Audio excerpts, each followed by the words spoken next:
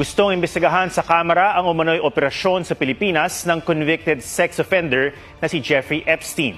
Sa House Resolution 762 na inihain ng Makabayan Bloc, kabilang sa mga dapat maimbestigahan ang lawak at itinagal ng operasyon at network ni Epstein sa Pilipinas at kung may mga Filipino agency o service provider na nagtrabaho para sa kanya.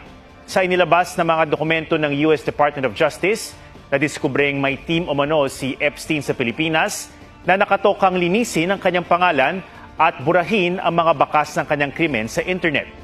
Inaresto si Epstein noong 2019 dahil sa pang-aabuso sa mga minor de edad. Natagpuan siyang patay sa kanyang piitan kalaunan. Hindi ako PBBM, hindi rin ako Duterte. Kasi si Duterte, kaibigan ko, di ba?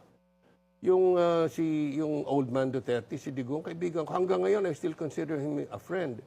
Ang hindi ko gusto, yung mga anak niya, mga abusado eh. O di min abusado? Abusado sa... Si Pulong, di ba? Alam mo naman, abusado yan eh.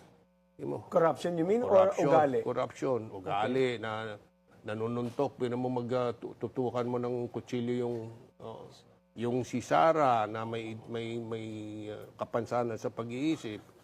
Yun namang isa na maraming tato, hindi mo malaman dito, grabing tato. Si Baste? Oo, si Baste. art daw yun eh, Mon, art. Art? Sa atin, hindi ano yun eh. Ako ba? May art na rin ako.